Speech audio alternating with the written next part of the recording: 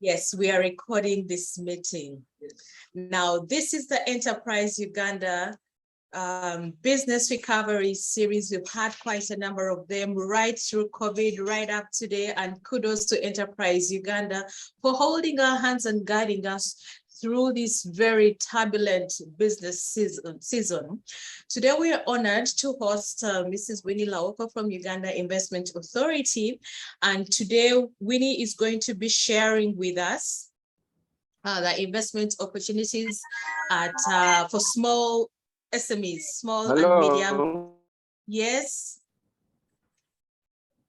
Is someone saying something? Okay, so Winnie is going to be sharing with us the investment opportunities for small and medium enterprises, which includes many of us. And just as we go on, we are right now 24. As Winnie goes through her presentation, please give us your details in the chat. If you want to take advantage of the Enterprise Uganda Business Health Check, please put your details in the chat as well. I will be sharing a link that you can click on and make sure that you register for that. Winnie Lawoko, I would like to officially welcome you to this discussion. Please take it away. Okay, good morning, everybody. Good evening for some of those who are in the diaspora and joining us for this very interesting series, Business Recovery Series. On this session today, we are going to be looking at the investment opportunities for local SMEs at Uganda Investment Authority. My content is going to be very brief. I will talk about Uganda Investment Authority, and then I'll talk about the MSME challenge. We will look at a product, which is the National SME Portal. I'll dive into the Industrialization Agenda, the incentive regime, and then we will complete with what we have in terms of support.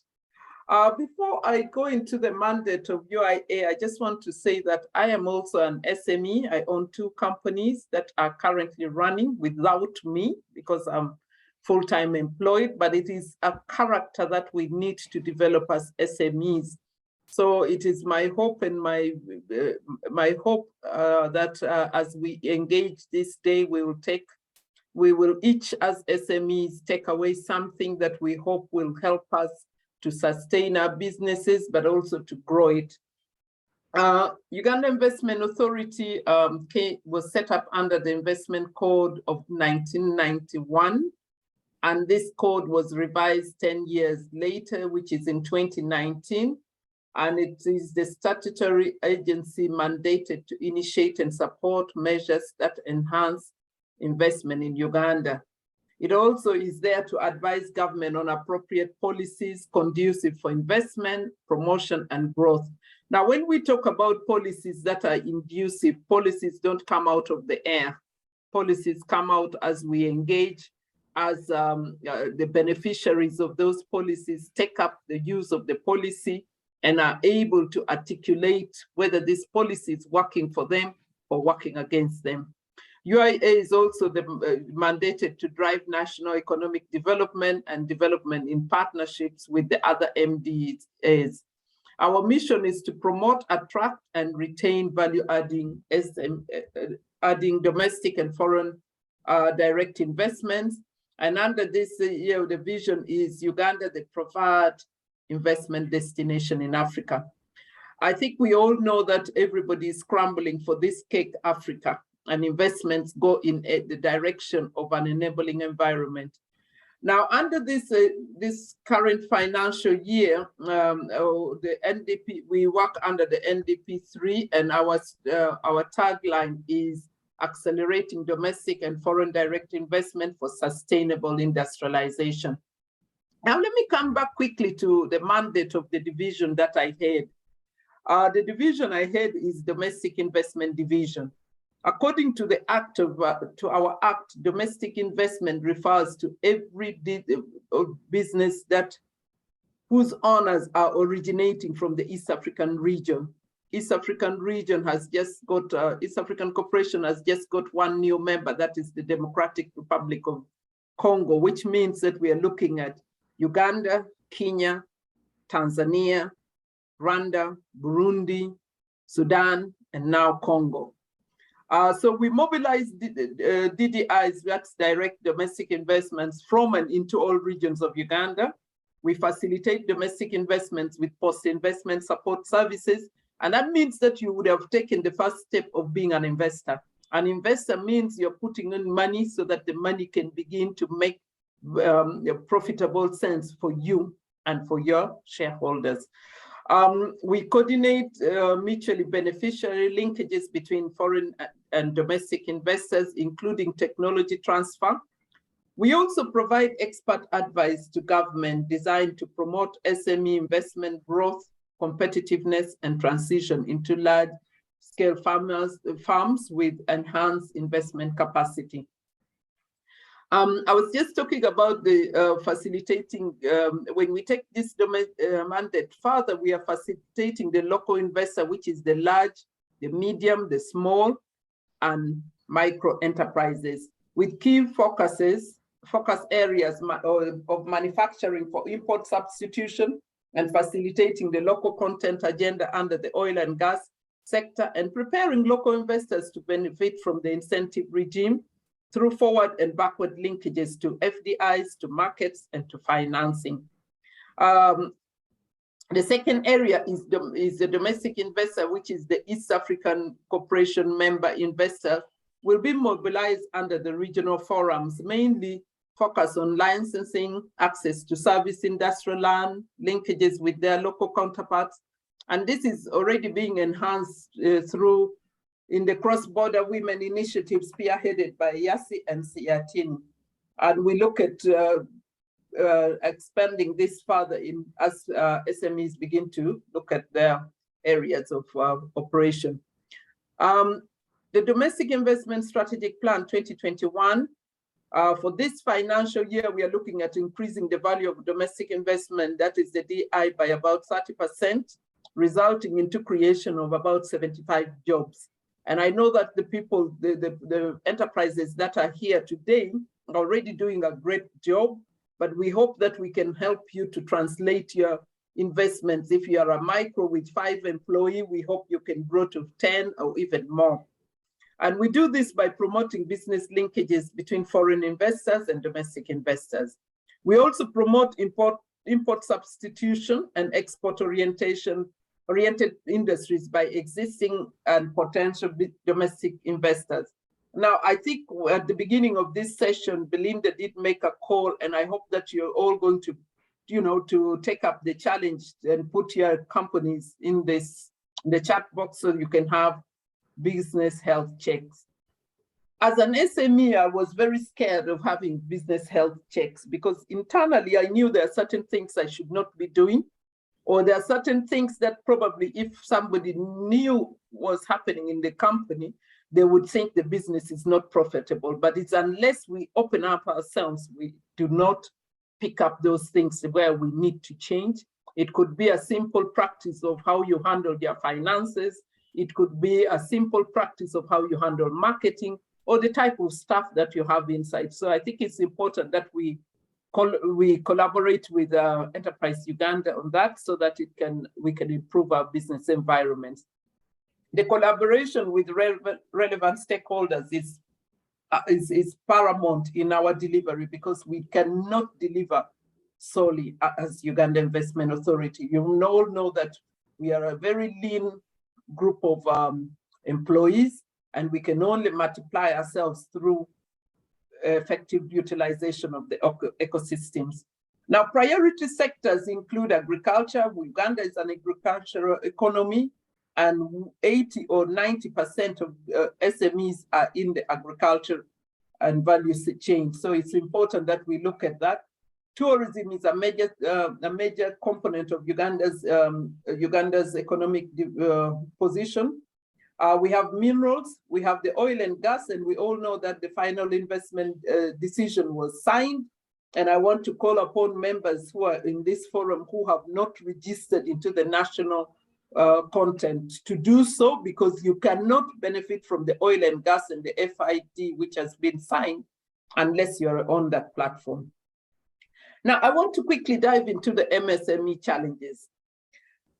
the MSMEs have generic challenges, but with the COVID-19, it was really actually very clear that some of these challenges threw us out of business. And this part of this is because we were not built up to quickly pick up on what is going wrong and to see how you recover and become resilient in it.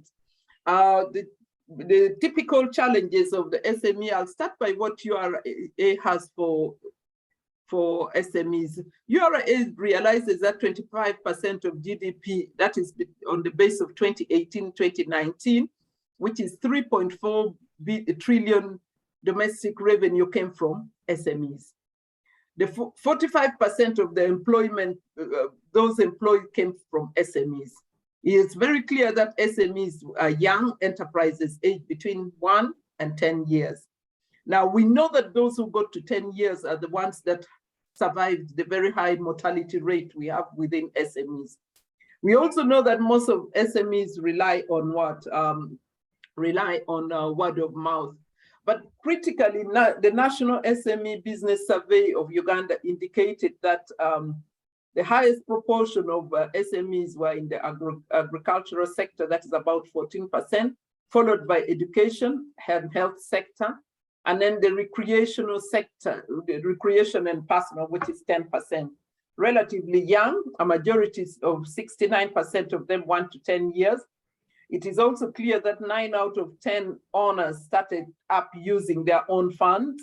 And if they started up using their own funds, it means that to grow, they probably need some injection of finances. I know the cry that maybe I'm hearing out already is that what happened to the stimulants, and we'll see how we'll talk about that later. Nearly 3/4 operate as sole proprietorships. 31% have a manager who is in charge of operations. Now, most SMEs do not have a clear defined path of operations. Now, operations is where you find that you erode all your revenues. If you don't manage your operations properly, if you're not resilient in the management of your operations, which includes control of costs, but also includes digitizing of your processes so that you have efficiency and you're more effective in delivery. Main clients are more likely to be selling to individuals. 69% of them are within their local areas. And typically, if you have a staff base of 5, you'll have that 1 or 2 are relatives. And that means that probably it is very difficult to fire and also very difficult to regulate behavior. They rely on mouth of word for marketing and also supply of materials. The growth areas, of course, are typically access to credit and finance. We'll talk about that later. Critical one is entrepreneurship skills, which I think Enterprise Uganda has championed this for a number of years. And it would be interesting also for members to know here that I started seeing my business become sustainable without me when I attended an Enterprise Uganda training, which was called the Empreteco. And up to today, members of our Empreteco body still check on us to see how the business is going. So that is a very critical one. The other is the informal sector, the informal economy. Many of us fear being compliant. And because we are not compliant, we are not able to benefit from numerous opportunities that are around us. So we need to look at that. And lastly, technology adaptation. Now, coming back to Uganda Investment Authority, we look at actually 5 areas which we think we can support. And it's important also for me to say at this stage, it's not a disclaimer, but to say at this stage that UIA is not an implementing body. We are the lead agency for facilitation and promotion. That means we facilitate you to access the kind of service that would help your investment grow. Or we then also facilitate you through promotions to ensure that what you have goes to market. So those are the critical points that we need to understand in this discussion. We have the finance and insurance where we facilitate you to finance. Currently, we are working out a number of financial packages. We also look at helping you to formalize your business. You know that UIA runs the one-stop center concept, and the one-stop center concept is having all the critical players in the one-stop center. That means if you are looking at starting up a business, if you walked into our one-stop center, or whether you walked in physically or you walked in through the EB's platform, you should be able to have your business created with TIN numbers and all the supporting documents within 24 hours. It may spread to 48 hours if you have certain challenges with certain documentations and processes as such. We believe that skills and competences by the entrepreneurs who are running the businesses and the business people are critical, so that you have an internal business that is effectively managed, that can allow for growth. Critical issues here are HR management. How do you do your HR management? How do you recruit? The other is technology adaptation, and the division that I head has two legs. One, which is the business development support, and it deals with the finance, the informality, the skills and competences and market. But we have the second, which is the science, technology, and innovation. And under this sector, we're looking at actually creating situations where we can support you in your technology work, either through connecting you to FDIs to expand, but we are also going to be developing workspaces, as you'll hear later in the discussion. Now, investment promotion and facilitation structure looks at key areas, and you may want to be, as you're seated there, you may want to be seeing where your business is currently. You may be a startup, or you may be a micro, small, and medium enterprise. And under that, what we do is we do strategic linkages for BDS services. We provide strategic technology and innovative clustering. And this one is very important. We cluster so that we can be able to deploy economy of scales. If you have 10 companies dealing with honey in a specific geographical area, we prefer that you are clustered, so that when we are looking at providing services, whether it is BDS or whether it's access to market, you have economy of scales. And there we're using specific associations, USEA, FSME, UWIL, and probably also PSFU, which I've left out there. And then there's the second, which is the growth strategy. And I think growth strategy is here where we talk about our industrialization agenda, and UIA will be creating SME workspaces in the industrial parks. And we are also looking at partnering with common user facilities that have been created under local government. And also we look at import substitution. And with import substitution here, we look at bankable projects. When we talk about income substitution, we start looking at the number of people who are importing ready-made material and have a lot of resources. How can they translate these resources to become resources that probably will go into substituting a component of what they are importing? In terms of expansion stage, we look at providing linkages to multinational companies, FDIs, and export market. Now, allow me to talk about the servicing of through the platform, which is the National SME Portal. Under the NDP3, Uganda Investment Authority has been given the mandate to create a National SME Portal. When we talk of National SME Portal, we do not leave out the micro businesses, neither do we leave out the larger companies that, enterprises that have a turnover of over 365 million. But we call it SME Portal because in principle, if we are looking across this global economy, even large enterprises like our Uganda Batteries and the rest would be called SMEs. So that's why we call it the National SME Portal. Now, the National SME Portal is a registration to build profiles of SMEs that can be used by several stakeholders for their planning and implementation. The second thing is that it becomes the business investment tools for service inclusion and de-risking for finance and insurance services. It allows for traceability to ascertain the spread of SMEs using various visualizations like digital maps and dynamic graphs. The SME portal will also provide business linkages and information within the ecosystem of SME providers, that SME providers can be able, as we populate this portal, we begin to say, the challenge we have is in this region, we have over 60% of their SMEs in the informal sector. How can we then, discuss and see what best way to support them in formalization? It will allow for contact management, CRM, which means we can push out information on critical government programs that are coming out by a touch of a button. And then it will also help us to begin to start developing internal business environment competitiveness through the credit scoring for aligned business optimization. So as a highlight, what will the portal do? It is a data validation platform. It is also a business formalization platform to help in the collaboration. It will help us give an expanded SME profiling.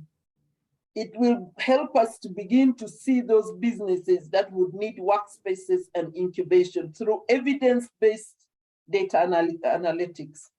It's going to be the platform for which we use for business development services. And then also youth skilling. I will talk a little bit before I close about our youth apprenticeship program, which is to support SMEs in terms of internal competitiveness. Now, this is what the National SME Portal will be showing us. The first where you see north 26,940, east 162. Those are the SMEs that have already been profiled.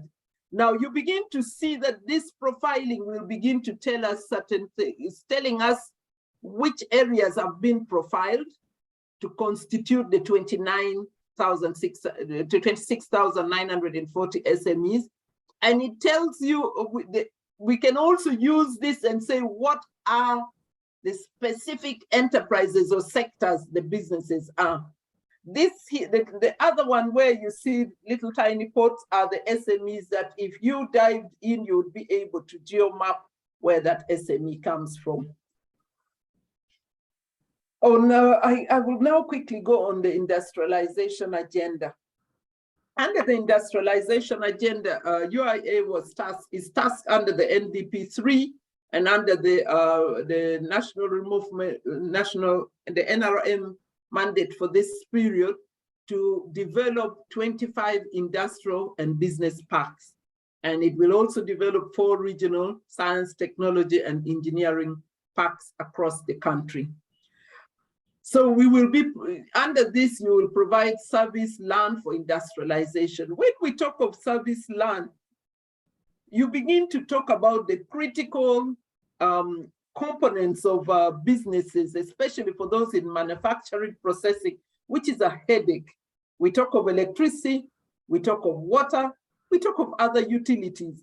And we know that the current cost is that even if I establish my business somewhere in the middle of Kololo, Kololo is a residential area. So that means that the utilities I'm going to be using will probably not give me any value. But within the service park, the utility providers can begin to cut out some areas where they give you preferential costs based on your utilization. It is also the platform we are using in terms of creating more jobs. The easy accessibility of land for investment, that means it takes away the cost of investment. And it's important for SMEs to know here that as you hear me talking about licensing, when we license you, when you have a UIA license, it is your first step to access industrial land. This industrial land is given to investors free of charge. You don't pay for the land. You do not pay 1 cent for the land. This land was supposed to, if you were to pay for it, would have costed $80,000. But under the presidential directive, the president, because of the agenda to industrialize this country, has directed that land be provided to investors who qualify free of charge. So it's important to note that. We will also have the SME business incubation centers and workspaces in that land space. Now, I want us to look very quickly at the import substitution and export orientation opportunities of this country.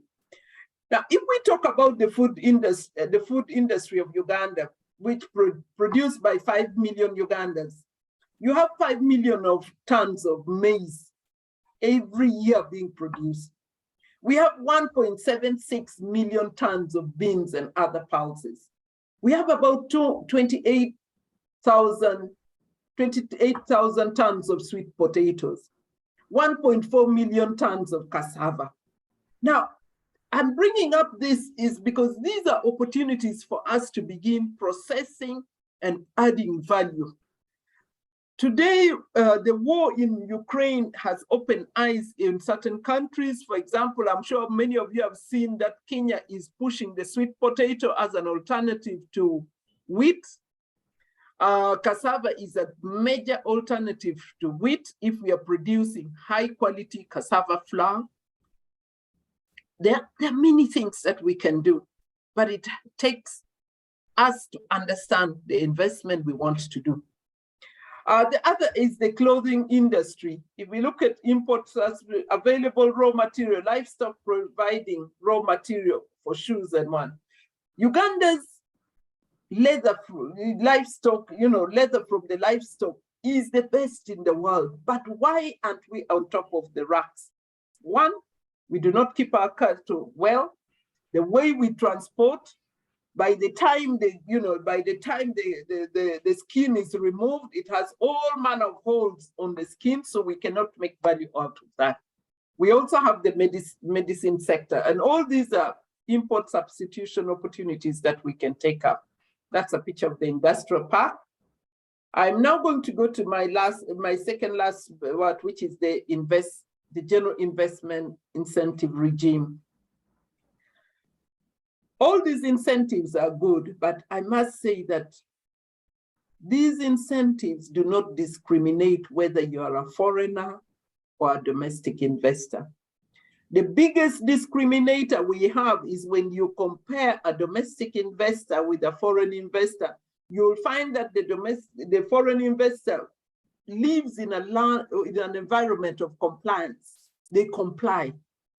But do we comply? Do we pay taxes? The first thing when you talk about formalization, the first thing that runs into our mind is the taxman wants to come and take tax. Yes, indeed, and more especially in this budget year, the domestic revenue is going to drive the economy of this country. So we must see how we can become compliant. The incentive regime is given to any investment capital, which is for foreign direct investments is $250,000, and for the domestic investor is $50,000, which is about 190 million. The 190 million is not purely money that you put on the table. It could be by way of your total assets. So I think most of us who are on this call today are able to meet that. And you are engaging in any of the 18 priority areas. You may be an export, but may not also be an export company, but can benefit out of that. Provides for substitution of 30% of the value of imported duties. Those are really specifically for exports. 70% of the raw materials used are sourced locally. Most of us who are not in the service sector source our material locally. Directly employs a minimum of 60% of citizens. That is purely for the FDI, and introduces advanced technology or upgrading of indigenous technology. So now let's look at the sectors. In the agricultural sector, we have sector-based incentives, but we also have other incentives that you get as you register into specific areas within those sectors. But in a nutshell, agricultural sector, you'll have 10 years tax holiday for agro-processors operating in industrial park and free zone. This is export-oriented. And then you also have 0% import duty on importation of plant and machinery for use in agro-processing. Almost all agricultural inputs are exempt from import duty and VAT. In the manufacturing sector, you have 10 years income tax holiday for exporters of finished consumer and capital goods outside domestic market. VAT is exempt on raw materials. VAT deferred on plant and machinery at importation. 0% import duty on plant and machinery utilized for setting up industry. In the tourism sector, there's tourism-specific vehicles are exempt from import tax. Hotel equipment, fixtures, and furniture are exempt from taxes at importation. VAT is exempt on accommodation in tourist hotels and lodges located upcountry. Human capital development, 100% tax allowable on training costs. Industrial park development, 10-year tax holiday. Now, industrial park development, remember that as we do industrial parks as well, UIA supports and highly markets those who have big land, who have a land that can be used for industrial park. We can go into a PPP and help you set up an industrial park that UIA supports you in the management of it. Then we have the one-stop center that I talked about. In the one-stop center, the concept and why it is easy that you see that we are able to do and set up your business and even fast track your business issues within the one-stop center is because of the number of players we have in the center. You have Uganda Registration Service Bureau, you have tax advisory and registration of URA, you have land verification, the land registry in the same spot, you have Uganda National Bureau, Uganda National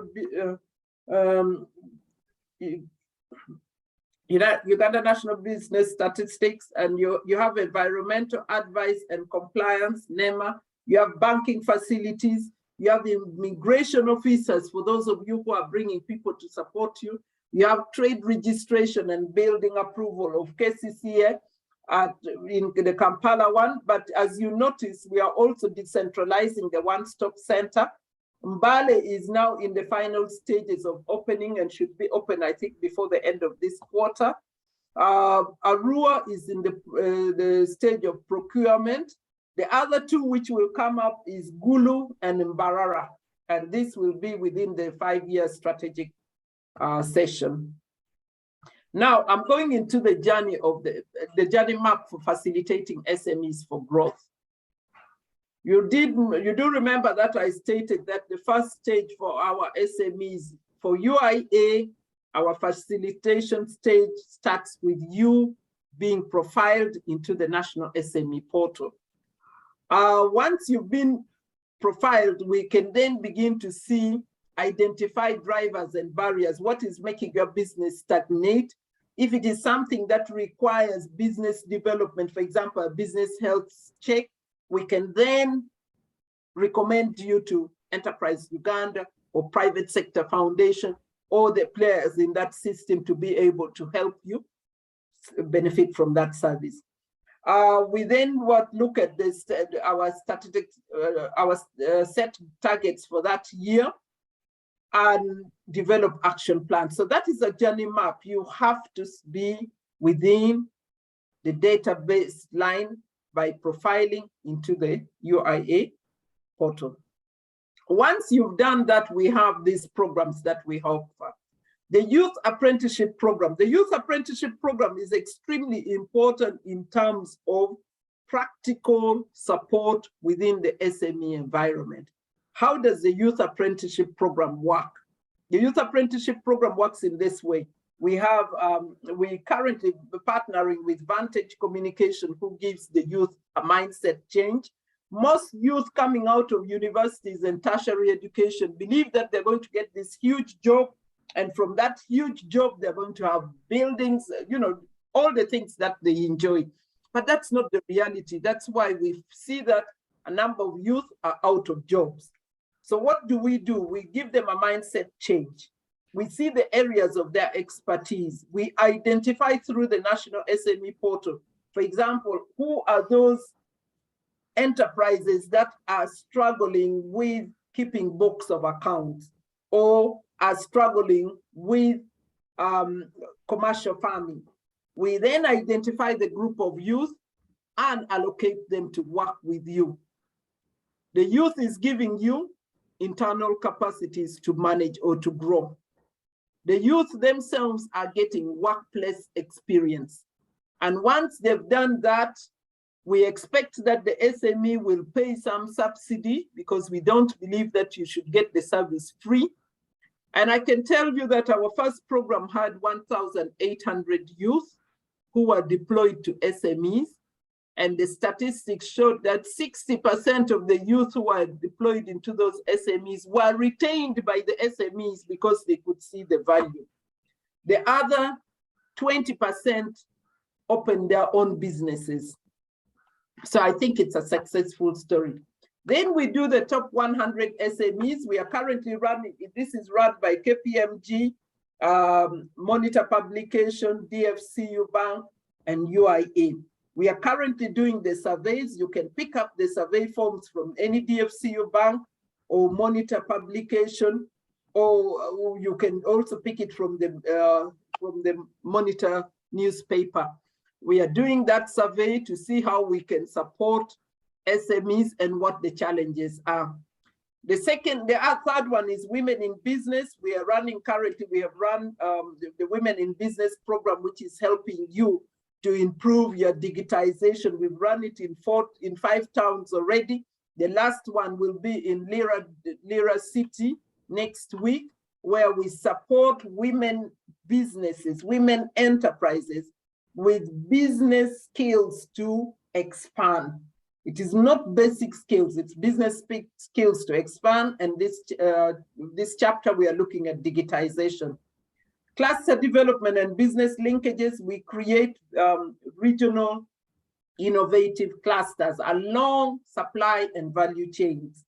It's not dictated by us, but what we do is through district commercial officers and community development officers, we look at specific areas where they believe they have a competitive edge, and we support the development of that.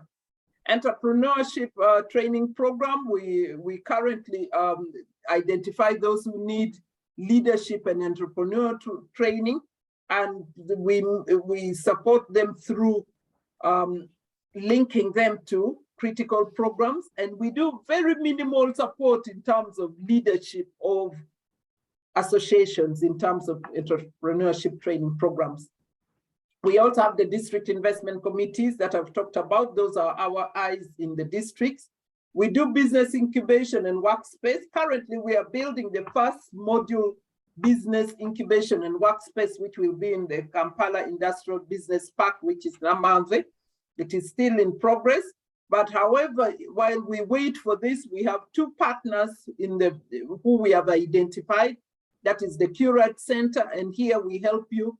For those who are in the export line of fresh fruits and vegetables, those who would like packaging, and the coffee sector, we are working with Curad, which is in the center. And at the end of the day, those who are interested should send an email. You'll see the email addresses at the end of the day. We are looking at alternative financing and development financing. Here we have 2 areas, one in terms of private equity and venture capital. But also we're working with UDB, and we're in the process of finalizing. We have a meeting tomorrow to finalize the delivery of access to finance through UDB. We all know that Uganda Development Bank is a development bank, That means if you're taking money for development, you have ample holiday to be able to see that the money is established to start making money before you go out and start using it, and we'll look at that. The second that we are doing under PE and VC, I'll talk a little bit about it because it's a comprehensive program as I wind up, but also SME profiling. The last is we support the Juakali exhibitions, which is an East African cooperation activity. You may all be pleased to know that this year's activity is going to be in Uganda, and we are hosting it, and we will provide the stakeholders and members to be able to exhibit. Now, the two programs that we do under the first one is under the Private Sector Development Program, which is sustainably lower the cost of doing business. So we look at SMEs transacting using ICT, and we have a program that we run, and I'm glad that Richard Okuti is in this the meeting. We have a program that we try as much as possible to support the cluster of IT, of SMEs who are in IT and IT-enabled services to export their services. I've talked a lot already about the profiling, but now I want to talk about a program that we are just launching. At the moment, it is going to be, I think, within Kampala and Wakiso district. We know very well that SMEs struggle with finance, have limited financial management, are not compliant to regulating environment, and are therefore deemed risky for financing. Hence, they have high interest rates. Similarly, SMEs do not have clarity in areas of costing, reporting, budgeting, and forecasting, which affects their sustainability and growth. In this area, you're looking at income and expenditure management. That balance, how do you manage? How do you ensure that the income that is coming into your business is not all eaten up by expenditure? A program has been established to support SMEs who are employing over 10 employees in establishing and adapting financial management best practices for industry professional financial experts as coaches and mentors for at least 3 months. The program is going to support 150 enterprises. At the end of the SME, the SME participants interested in accessing finances will be able to be assessed how viable to and provided with viable access opportunities. This partnership is with the Nuka Trust, the University of Chicago, which is both Booth School of Business, and the lead professors are here today. And for those who are interested, please reach the SME division by sending an email to information@ugandainvest.go.ug. I would not go so much into the role of the domestic investment, but I will come to my summary so we can have some time to discuss. UIA services, we provide information on investment opportunities. Those of you who have money or are in an investment club and do not know how to, to invest, do approach us. We will help you to see where the investment opportunities are. We have a compendium of business opportunities, which should guide you. We help you with the issuance of investment license is online, but we know that there are sometimes challenges in terms of completing and actually being able to access that investor license. So we support you with that. Where you need certain securing secondary approvals, for example, it requires an approval from Ministry of Minerals or whatever, Energy and Minerals. Once you have the base license, we help you with the securing of that secondary approval. We assist you in finding joint venture partners. We handhold investors through the interagency requirements. For example, you may have a product, you want to have an S and a Q and an S mark. The product is critically among the priority products of Uganda government. we will handhold you and see how we assist you. We assist in the provision of industrial or agricultural land, both government and private. We guide SMEs to partner with multinationals. We enhance and develop SMEs through market development, linkages, skilling, and entrepreneurship. We advise government on investment and enabling policies. We also provide one-stop center services to registering and existing investors. One which I've not put there is we also support you with new markets for exports. And at this stage, I would like to state that in October, Uganda Investment Authority, together with Women Worldwide Do Dubai, are going to have a Dubai Expo in Dubai. And if you send information again to information@ugandainvest.co.ug, we will be able to support you. I thank you and I look forward to your questions and comments. Thank you very much. Thank you very much, Winnie. That was quite an engaging, presentation as small and medium size business. I am looking at all these opportunities. I'm actually quite overwhelmed by the information that you have shared, but I am hoping that when we open up the questions, some people will also be able to, ask a couple of questions so that we can better understand what Uganda Investment Authority is trying to do to support small and medium-sized businesses. So those who joined us while the presentation was going on, you are very welcome. We are 49 on the call. And so we have about 40 minutes of questions. So I will ask you to put up your hand so that you can ask Winnie a question, or you can type your question in the chat. I'd also like to remind you that we are taking registrations or people who are interested in the Enterprise Uganda Business Health Check. Please do let us know in the chat. We'll be able to register you for that service that we offer free of charge to all businesses.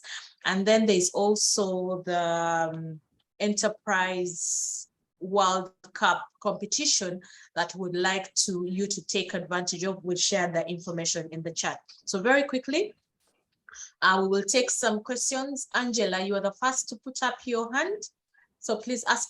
Winnie will take a set of maybe 2 or 3 questions, and then we'll take maybe about 4 questions, then I can respond, and then we can take another question. So let's have Angela. Angela, please ask your question. Is Angela there? Okay. Robert, are you there? Robert, you have a change. Yes. Yes, I'm there. Thank you so much. And good morning, colleagues online, and good to see Winnie, maybe virtually, because I've at least communicated to her on. But I think I just have 2 questions. One is we have seen so many good things on paper, and I think maybe just introduce myself. I'm Robert Nebashija, the CEO of Chax Foods Uganda Limited, makers of lemon powder and jingling powder. We manufacture organic powders from our organic lemons and ginger for now, and we yet to go to scale. So my question is on the possibility of accessing these very nice things that have been put on paper by the director. I have tried on several occasions, and I think the director will be a witness. I've even written emails to support Chax Foods in the innovation when we started developing manufacturing lemon powder. But to our frustration, it is more or less, I think the staff on ground are thin. Could there be an online platform that the Investment Authority can help us so that we can maybe have a telecenter where some of these guidance notes and support can be availed? Secondly, the issue of financing, yes, very critical for us, SMEs. Personally, as has indicated, I'm one of those people who have used personal savings to set up a manufacturing company within Uganda, and also supporting about 70 youth to grow lemons in the Teso region. Now I come down to ask for maybe a facility, but the bureaucracy is beyond our sustainability as has been put. How is Investment Authority going to help us? Those who are in keen interest, and maybe you have sort of had a personal initiative to drive the access of this, and you need additional support, maybe issues of audit, issues of streamlining the systems. How can one get that support? Maybe like what she has indicated, like hand holding. Would really like to know where to get that support, because what happens right now is this: yes, too much being said, but little being done on ground for some of us. We are really being frustrated. Thank you. Thank you, Robert, for that question. Okay, Angela's hand is up, but I don't think she's on the call. Acuity Sam. Acuity Sam. Yes, so much. Thank you so much for the moderator. My name is Belinda and I'm Terry. I'm called Acuity Sam, listening from Pade district and Pade town. I'm the executive director for Jeroma Farmers Collection Center Limited, an initiative just created of recent last year, 2021. I would like to begin by appreciating our facilitator for the great and the wonderful presentation under Investment Authority arrangement. But for the big challenge as the new innovators who have come on the ground, the biggest challenge is the attitude and the mindset for the local government level, at the local government facilities, at the district and other representative team from the government at a lower level. Most of these people, they are green about and they don't know all the concept of the new innovation on the ground. They normally have the local mindset tuned for the local unsaid years go beyond, whereby once you approach them for other technical aspect or consultation, they meander and confuse all the process of development, and it block even other program normally, like for us, the new innovators who have come to start the innovation in the district. So the lower local government council need to be sensitized over all these programs. Number two is about the accessibility of all these programs our facilitators has passed through. You find that we have the idea and the channel, the strategies of developing such, but to reach at the point of this program is normally very hectic. And to follow all these sometimes is good when she's talking like this. But once you want to approach, it can confuse you and you just end up by suffering. Last but not least, accessibility and the question from the financial institutions. Like Jeroma Farmers Collections, we have started initiative of agro input, training, giving extension services. But you find that when you go to financial institution, they ask too much question, giving a lot of paperwork, taking you different way. Like for us investors, like for us the new innovators, we need shortcut program, we need direct program, and we need things which is smart and organized. So institutions, they need to re-advise and look at their policy and how the new innovators and SMEs to come in and support the new generation. Otherwise, Uganda is going to another digitalizing program whereby the networking system need to be connected, mostly in upcountry, Pader, and like where I'm in actually where we are operating. Network problem is even. Thank you so much. Thank you, Sam. Okay, Winnie, would you like to take those questions first?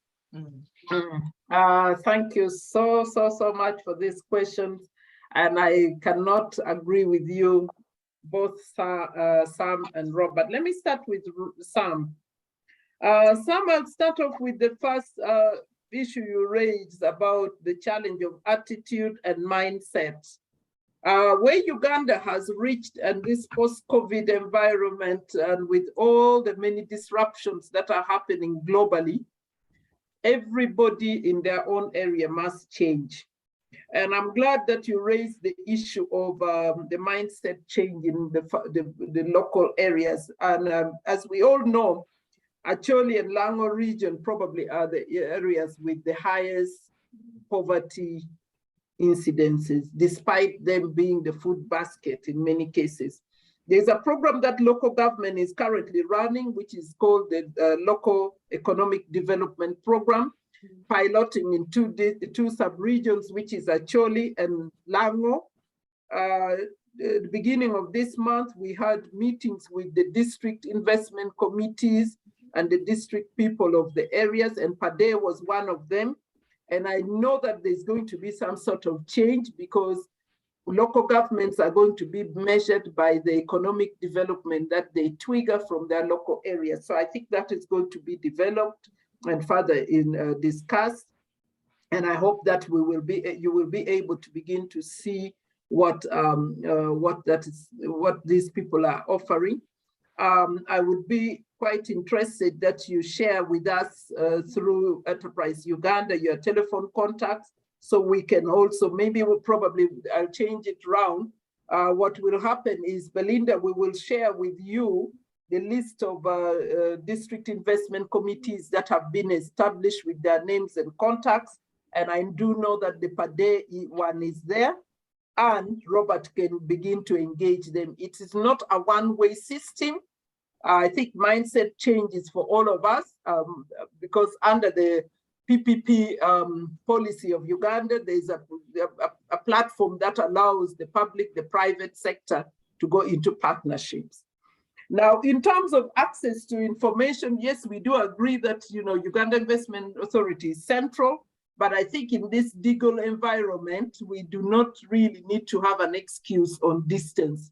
If you send us an information, we are able to set up a Zoom call like we are having now, or a Teams meeting, and be able to discuss issues in terms of short term, in terms of real time. In terms of what you're setting up, the agro supply and value chain you're talking about, I may have an opportunity of putting you together under another partnership that we have on Achelis, which is supporting SMEs in the agricultural sector with finance and also giving some sort of collateral support. So I should be able to link you to that, and that should be able to probably address your issues under the financing, and maybe also an ease of accessing the finance, because you cannot join the Kampala one, which is for just Kampala and Wakiso. But I must say something, that SMEs must be true investors, true to the word investment. When you're going into investments, there are risks and compliance issues that you must do. The number of questions normally come because we do not keep records. If we do not keep records, we cannot answer questions. The questions become a burden. So I hope that has helped in answering your question. Robert, I totally agree with you. We have been very short on staff. I'm happy to announce that at least we now have the Deputy Director, Domestic Investment Division, who heads the Science, Technology, and Innovation. So the two gentlemen that have talked are in the new startups and new innovations. We are very keen on that, and probably you may be one of the first areas that they look at. And under our financing module with UDB and Achelis, there MOUs we have, we should be able to serve you a little better. And I definitely will take up, Robert, I will take up this discussion further with you offline and see how we can grow that, we can concretize support to you in this area of chunks, foods, and organic powder. In terms of innovation and in terms of call centers and, its support and information flow, you do realize that I talked quite elaborately under the National SME Portal. That we believe is going to be the interactive platform where we can have timely interactions in terms of both push and pull information. Thank you. Okay, great. Linda, we can take the next round of questions. We can take the next set of questions, and I'll also ask you Mrs. Lawoko, you're going to identify for us one thing that we can do immediately before we get off this call. I know there's the registration, which is the first step, okay? So if the 43 business owners on this call can at least be registered on your national registry, or are there some, is it like a basic thing, or there are also some compliance issues? So if they are there, we could actually start working on them and say, the next time we have a business recovery series, we'll check with our entrepreneurs to ask them, have you registered on the, what did you call it? The national? The National SME Portal. Exactly. Okay. That should be our objective for the next discussion we have on business recovery series. We should task ourselves to find everything that, how many have registered, and if we haven't registered, can we work towards it? Are there requirements? Are there obstacles? Can you just speak to that before we take Robert and Charles's questions, so that we can start thinking about that? Okay, if the people on this line can quickly send an message on the email that is there, info@ugandainvest.go.ug, they requesting for the profiling form. Now that is the bare minimum, the basic level of registration. Then what will then happen is we will then take them through geomapping. But the first stage is to have that preliminary data. You don't pay anything to it. Just send out information at ugandainvest.go.ug and you will get the form. Or even better still, if you go to our website, www.ugandainvest.go.ug, under SME, you will find the form there. You can fill up the form and send the completed form to information@ugandainvest.go.ug. Okay. Now, once you've got the advantage of filling that information is, one, you will be assigned to somebody who is going to take you through the complete profiling. But then we also begin to start knowing you as a business. So I think that could be a good takeaway. We had 42. We'll see how many comes back. Yeah. Okay, great. So let's have Robert and then Charles. Robert.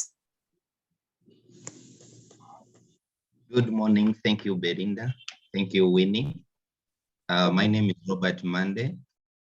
I'm the COO of My Mall. My Mall, we have the My Mall property and My Mall shopping. My Mall property, we are dealing with the investors within Kampala and Wakiso to ensure that families access quality and affordable housing. And so far we are working with more than 15 companies, and we are growing. And on the shopping side, we are ensuring people accessing quality products from different farmers, SMEs, and other companies. My question is, why is it difficult to supply the government and the other companies? SMEs, like on our side, let me give an example, is My Mall.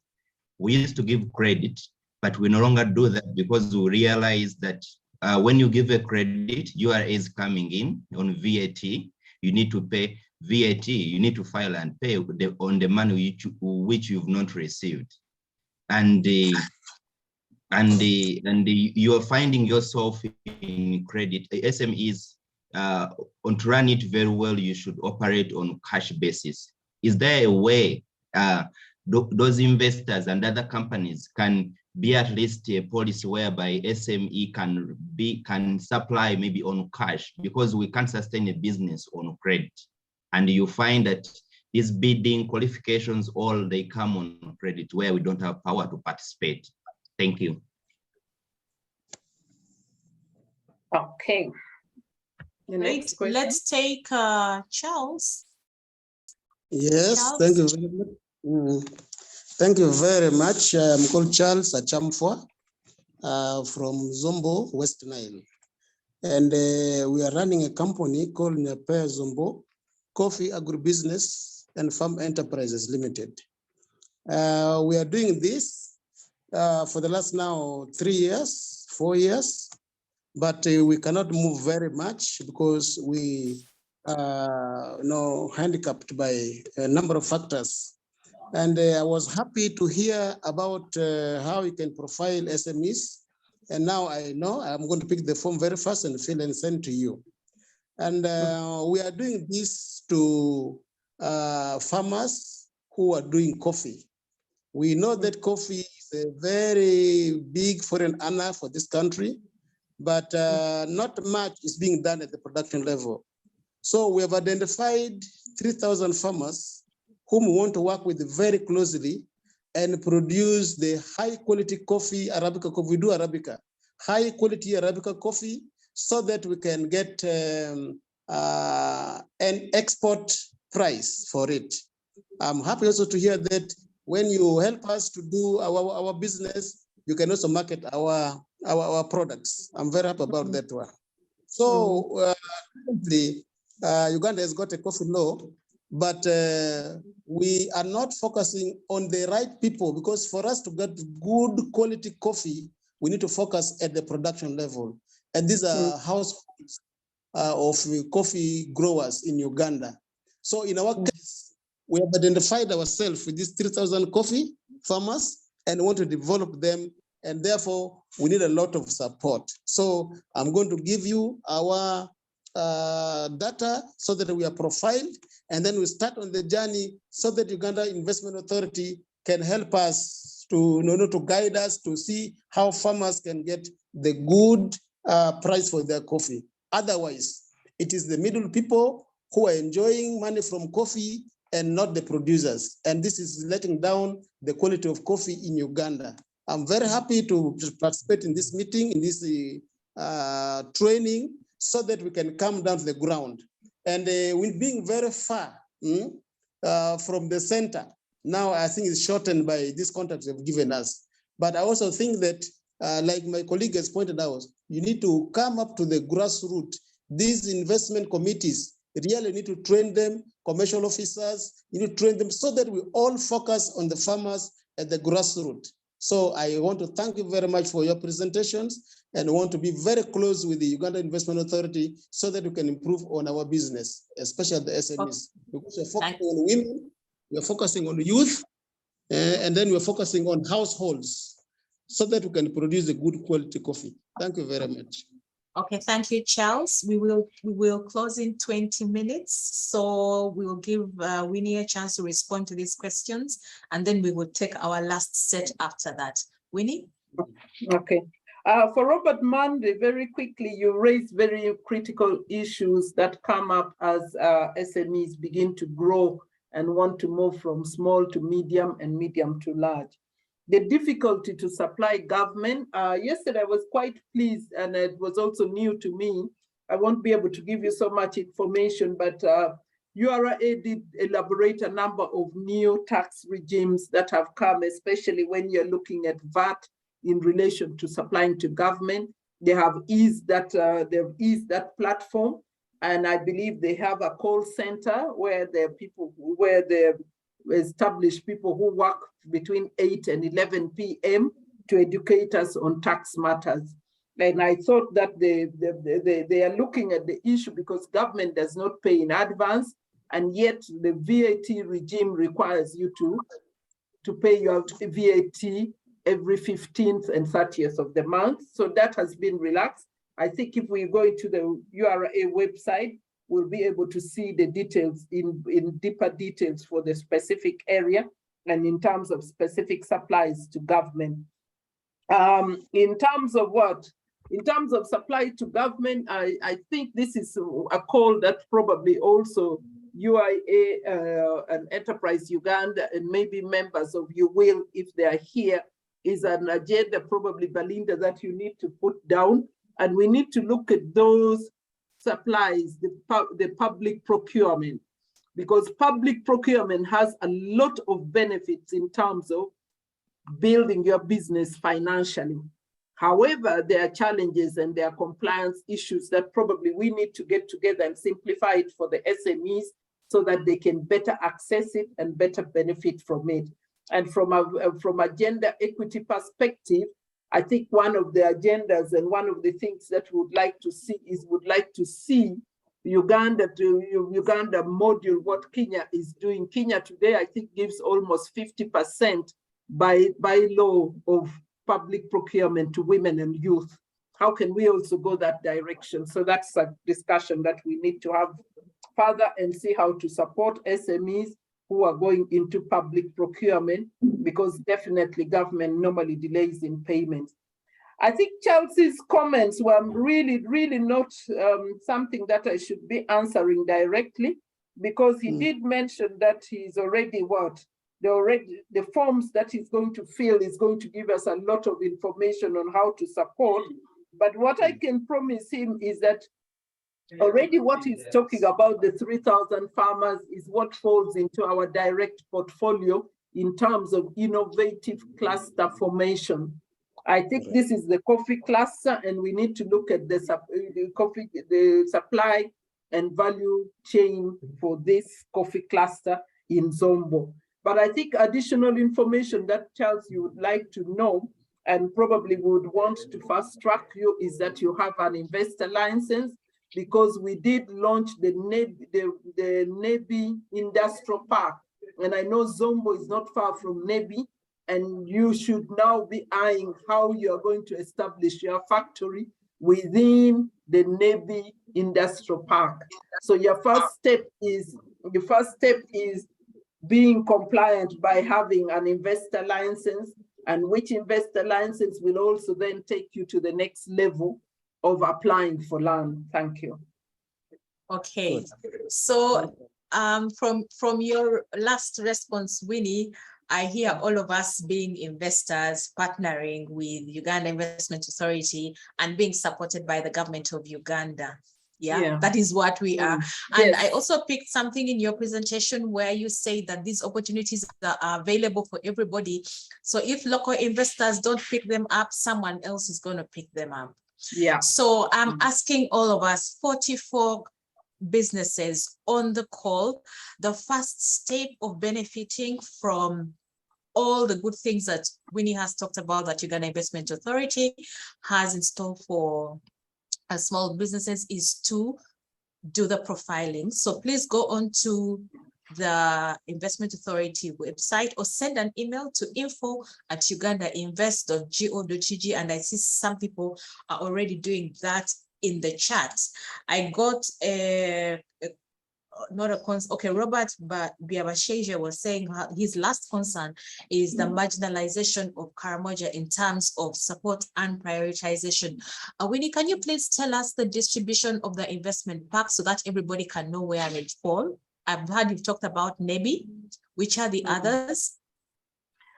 Okay, I won't be able to give you offhand now, but one of the things that we do is we do have an industrial park that is in Karamoja that has been there for some time.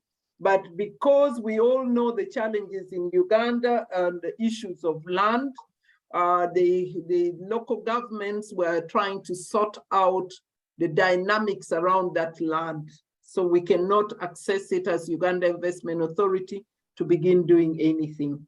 What I do know is that in the last, under this NDP3, the onus is on the local government to offer land to Uganda Investment Authority. As a government body, we do not own land. So because of the challenges we faced in the past where land is given and the local communities come and they feel that land is being taken from them, the onus is now under the local government to offer land. I can comfortably say that land has been offered in Lira, in Pade, in I think Gulu, in Mbale. We already have the Mbale Industrial Park. We have Kasese. We have land that has been offered in Kisoro. And currently, today we are having, and for those of you who are in Jinja, just make your way to Source of the Nile, because there's an investment discussion that is taking place in Jinja today with the investors in Busoga. The minister, my director general, and a number of UIA staff are in Jinja. They will follow that by a visit to Mbale. They are looking at the destruction of the floods in Mbale on investment. And thereafter, there will be some sourcing of, there will be a drive for land mobilization in Eastern Uganda. So we do not, we try as much as, Uganda Investment Authority is trying as much as possible to have a footprint that is representative in the, in terms of regional balance. But it is a matter of land, access to land. But I also call upon those who have land. If you have land more than 100 acres, you can go into a PPP with Uganda Investment Authority to develop that land into an industrial center. Thank you. Okay, great. Thank you, Winnie. We have about 12 minutes to go. Anybody who has a question? Okay. Mr. Benjamin Abe. Let's see what Mr. Benjamin Abe is saying. Okay, so Mr. Benjamin Abe in Seattle, Washington. Oh, it's midnight there. Great, good speed. I'm also the chairman of the board of the African Chamber of Commerce of the Pacific Northwest, USA. We look forward to doing what we can to assist. Thank you very much, Mr. Abe. Okay, great. I would like to, yes, Belinda, Winnie. Benjamin is my cousin. Oh, okay. Benjamin, thank you so much for joining us on the call and for supporting your dear sister. We are coming to the last.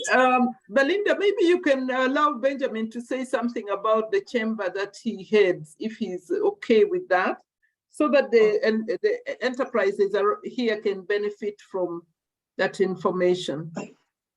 Benjamin, we'll give you 2 minutes. Hope you can still say something to us. Benjamin? I hope he has. Yes. Are you there? Yes. So good evening to you. Good morning to you guys. Oh, okay. Good morning. It is morning here. Okay. Yes, it's morning here for me. Okay, great. Okay. Listen, this has been a wonderful, exceptionally wonderful presentation. And I'd like to just say that I wish I'd known a little bit earlier of this presentation, of this meeting, and I would have invited a lot more other people to attend. Now,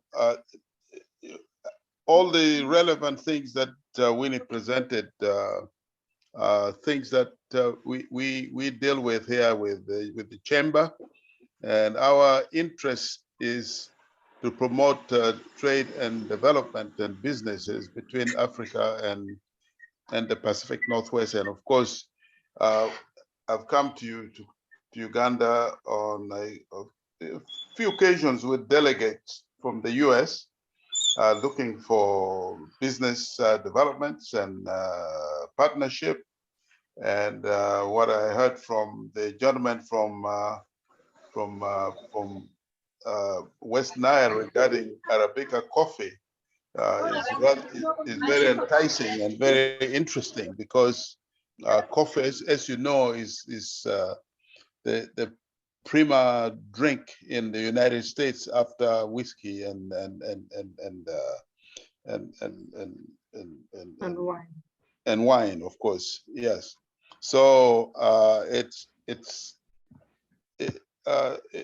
think it's Uganda could be really the main coffee provider. Right now, it seems like we're getting our coffee from Rwanda, which they get from Uganda, and then Kenya is getting coffee from Uganda. They sell it to the United States, and you know, Starbucks is based here in Seattle, Washington, and Starbucks is the biggest coffee seller in the world. And so Well, I'll look forward to joining you again, and thank you for letting me say a few words. Thank you very much. Okay, great. Thank you so much, Benjamin. Okay. We don't seem to have any more questions. Winnie, can you give us Belinda? your final Belinda? words? Yes, Winnie. Yes. Oh, okay. You're giving me the final words. Okay. Yes. Okay. I want yeah. to thank everybody who has come on this call. I just wanted also to say, hearing Dr. Benjamin Omara talk, I think one of the things that we can also take away from this call, Belinda, is how Enterprise Uganda, Uganda Investment Authority can support Charles Achamfa coffee, to see how we can develop that supply and value chain, and then also onwardly connect them to the Chamber of Commerce with Dr. Omara. It may not be a very easy task, but if we can develop this and do it and be able to have something concretized, would be a major outcome of this business series meeting. I want to thank all the members. My door is open. I normally tell people when people ask for my number, I normally say the best email to get me on is info@ugandainvestment.go.ug, because then you get institutional attention and we are on our toes to deliver on that attention. Thank you so much, Enterprise Uganda, for what you do. You've made my business what it is, and I hope it can be the same for the people who are on this call. Thank you so much. You're welcome, Winnie. Yes, so it's been the Business Recovery Series by Enterprise Uganda. We'd like to thank you for joining us this morning. And remember, we all agreed that we are going to register for the national profiling by Enterprise Uganda. So please do send that email. And don't forget, if you would like Enterprise Uganda to visit your business for a business health check, please also do register from the links that have been posted in the chat. It is 6 minutes to the end of this series. We'll use those few minutes to do the registration. Yes, when we come back for the next session, we will ask how many businesses have registered for that, so that we can give Winnie some work to do. I'm personally going to register and also give you a call. Thank you very much all. Thank you for joining us. Greetings from Enterprise Uganda, and see you on the next Business Recovery Series. On behalf of Mrs. Rosemary Muchabule, this is Belinda Namsemi wishing you a great Thursday. Bye-bye. Bye-bye.